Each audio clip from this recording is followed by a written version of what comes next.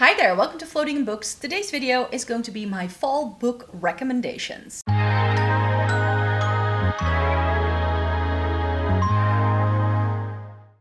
Welcome to everybody watching today. Thank you so very much for joining me. Let me explain to you what I meant, because I've done videos like this in the past where I've shared with you like 10 books that I think would be perfect for that season. And very often I've based that off of things I had already read, mixed in with some of the newer things that I hadn't read yet, and to let you know what I would like to read. But I have been on a pretty good reading journey the past few months, and I think I'm going to be able to keep that going for fall.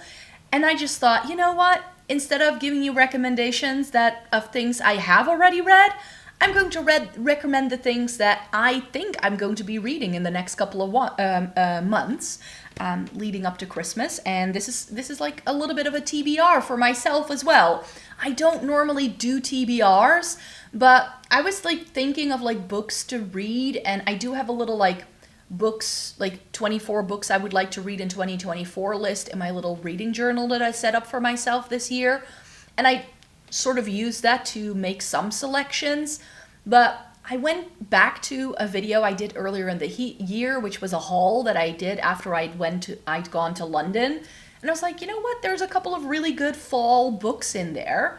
I just need to get to them. So that's how this video kind of happened.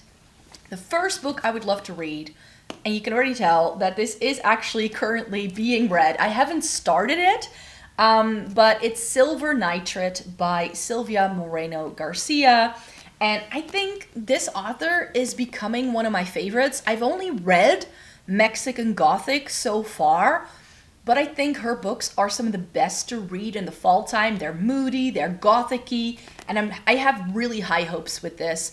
It reminds me, the way the plot is described, it reminds me a lot of one of my favorite books of all time, which is Night Film by Marisha Peschel. Is it here? It's down there somewhere. A couple of shelves down. But that's also about a crazy horror movie director, and I think that's the setting here as well. And these film students get sucked in. So I was looking for something to read after finishing another book the other day, and I was like, I think I want to read it. And by the time you're watching this video, I may have actually read it, because it's just over 300 pages. And I think I can read it in a weekend. I only have a couple of things to do today, and I think once I get home, it's going to be super rainy and windy all weekend. I have nowhere else to go to. So if I read 100 pages a day, I can actually finish this. So I think this is going to be ending up in a wrap-up very, very soon. And then a book I hauled for you this year, but I haven't read yet, and one that I would like to read, because I now own the second book in this duology. I thought it was an entire series when I purchased this, but it's actually a 2-book series that's centered around vampires. Some people love this, some people hate it. I just hope I love it. I've heard more positive reviews in recent months than I had when I first picked this up. I bought it when I was in Paris from Smith & Son in Le Marais, and yeah, I just think it can be a book that I'm going to love. But yeah, I think that this can be a fun one. I think it's going to be the gloomy, moody thing I would like to read. A little bit of fantasy involved there as well, and that's why I wanted to read this one next. Another book that I think is going to be great for the fall time is Station 11 by Emily St. John Mandel. This book is like a dystopian world, but there is this, after a virus has killed a lot of people, and then there is this troupe of people who still perform Shakespeare. That's all I know about it. But it was like, you know what? I think this can be a fall read. It's not too long, and I've heard great things about it. I think, it's also 330 pages or something. So a pretty short read. It's not typeset wise, it's small though, so I think it can still take a long time. But even people who I know in real life have read this and have loved it, so that's why I'm I definitely need to start getting to this, because I think I've had it on my shelves for a couple of years now, and I've never sat down to read it, because I kind of bought it in the midst of another virus thing. So yeah, I bought this during the pandemic, and it really wasn't the moment for reading that. In fact, I was reading the Broken Earth trilogy from N.K. Jemisin, and then COVID hit, and I went in a complete reading slump because the dire world of that book was not what I needed as we were going through that situation. So this definitely was something that I had to put on the back burner a little bit, but I've heard it's so good, and it's just time for me to get to it. And I'm just going by vibes here, but Temsamir's Gideon has been on my, it's Gideon the Ninth, I'm terribly sorry, has been on my shelves for a while as well. I think there are 3 books in this series by now. I have the first 2. I believe this is translated from German though. So part of me is like, should this be a book I try to read in German? Because I would like to improve my German at some point. But I'm not sure if a necromancer space opera is going to be the thing for me to be reading in German. So I'm going to stick to English for a minute, but maybe once I've read it in English, I can try reading it in German. I have a trip to Germany coming up in November. I'm going to go there for a day. So if I find a bookstore, I might be able to pick the original. And then if I already know what the story is about, the German might be a little easier for me. So that's like a plan that I have. But yeah, I'm just going by vibes because of this cover. Look at that. It doesn't get any more fall than this. I said necromancers in space. That's what I've heard this being described as by other reviewers. So that's sort of what I'm going off of here. Apparently this is really good.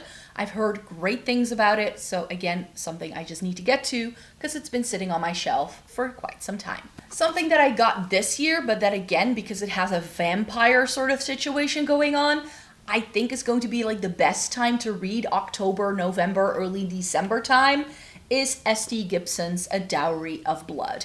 And this, again, the cover, again, something I picked up because it was recommended by someone on TikTok who I think does have a slightly different opinion than what's the norm on TikTok. So that's someone who I then want to trust. His name is Bill, just Bill, that's his account name. I don't know anything else about him other than that. And he was raving about this at the end of 2023, that it was one of his favorites. So that's why I wanted to read it. And you know, vampires made a comeback in 2024, and I picked up a bunch of books that have vampires in them. I now just need to start reading them. And what better time to read those than the fall time?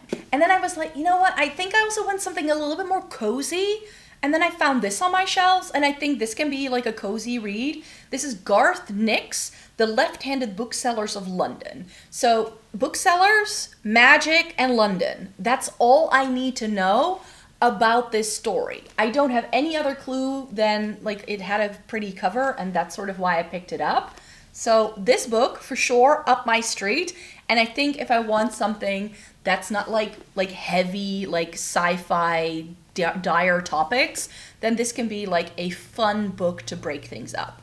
But I don't just want to read fantasy and like magical fiction. I also want something a little bit more realistic. And I picked this up in the springtime when I was in London, Megan Nolan's Ordinary Human Failings.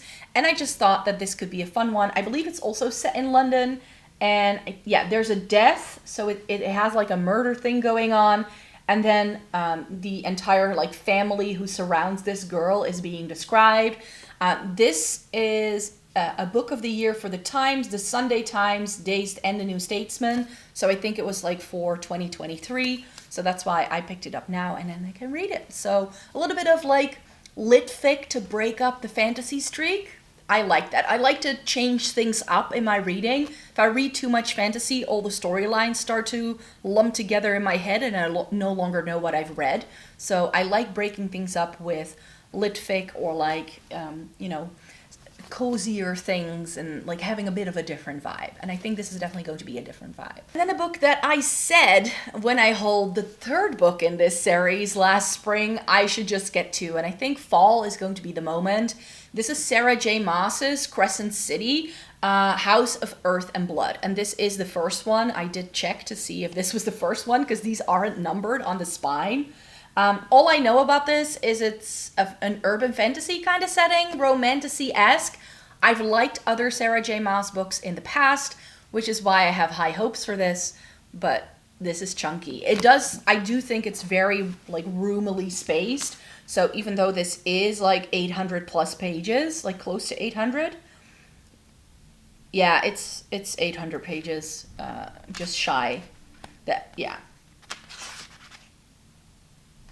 So it's the epilogue is 798 and 799, so it's 800 pages.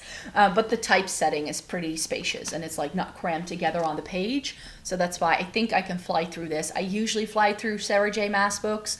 I've heard great things. A student of mine who I spoke to just before the summer was like, if you haven't read it yet, you need to read this because it's one of the best things I've ever read. I was like, okay, I'll start reading it. So fall season I thought would be best though, so that's why I saved it. And I'm very close to hitting my reading goal this year, so I think I first want to hit my reading goal and then pick up something chunky like this, because then it doesn't matter. I'm at book 36 right now, I think, or 37. I've read like 36 or 37 books. My goal is always 50, so that's only 13 more books. I now have an e-reader, and I listen to audiobooks quite regularly, again, on my commute to work. So I have really been like getting through a lot of books. And I was really busy until like mid-September, but now that it's like fall, winter, things are gonna slow down with events and trips and things like that.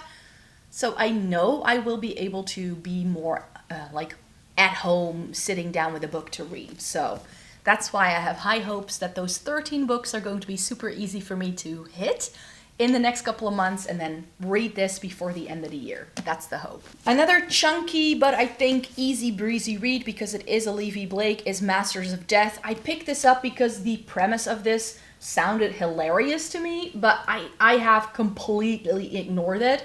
I think mainly because I had already purchased the third book in the Atlas 6 series when it came out earlier in the year. And then I sort of ignored this one because it was like, I can only handle so much of Levy Blake in one go. I felt the Atlas 6 trilogy had a couple of good moments. It also had a lot of bad. So I hope I like this, but the premise of this is hilarious. There's a real estate agent, but she's also a vampire. And the house she's trying to sell is haunted. So it's ghosts and vampires. And I think that house haunting and hunting sort of spiel that it has going on, that just sounded to me like the ultimate joke. So I hope this has a lot of humor in. I'm not sure if that's what this is. Correct me if I'm wrong, but don't give any spoilers away if you have read it. But I thought it could be fun. And finally, something I also want to do this year is finish the Genevieve Cogman Invisible Library series. I read the not last book in the series, but right before the last book last summer, and I think this is like a good one for like December time to finally finish off this series. I have been reading it for years. There was a time where there was a new book coming out every single year, and I was keeping up with it, but then I lost track of it when I had that reading slump during COVID. But I have caught up with it, and now I want to read this so I can start her new series, because she has already released a new series which is also vampire centered, but that I'm going to be reading more of in 2025, I think. But yeah, I think it's going to be nice in the next couple of months to be finishing off this series and read the final book about Irene, who is a librarian. The library is a like a company, institute, whatever, institution who finds books in different realms and gathers them to help settle peace and order in this world that has dragon and fae. And dragon and fae need to be in balance for everything to function nicely. But there's a lot of politics going on. To me, this is also more of like a cozy fantasy read. We have a little bit of romance, but it's mainly friendship centered, which is what I like. It's action packed and just, it's a little bit predictable at times, but it's just a fun romp. That's the way I would describe this.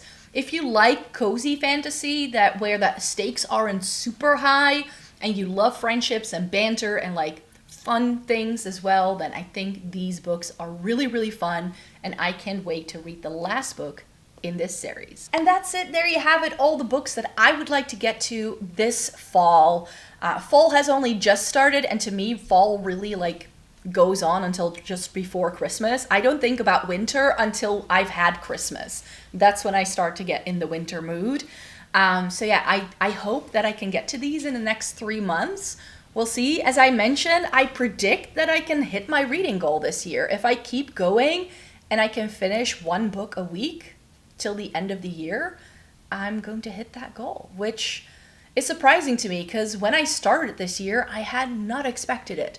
2024 has been a great reading year for me so far, but I will update you about that more so when I've read all of the books this year, and I'll tell you more about it towards the end of the year or maybe early January. I will do a complete overview of all the books I read and all that stuff. And as I mentioned, I do have a reading journal, and I do have a plan to expand on the reading journal idea for 2025. So that's another video that I'll do in the future, because I'm really enjoying that reading journal element that I've brought into the game this year as well. So thank you so very much for joining me. I hope that some of these books are also interesting to you, and maybe you have these sitting on your shelf and you would like to get to them as well.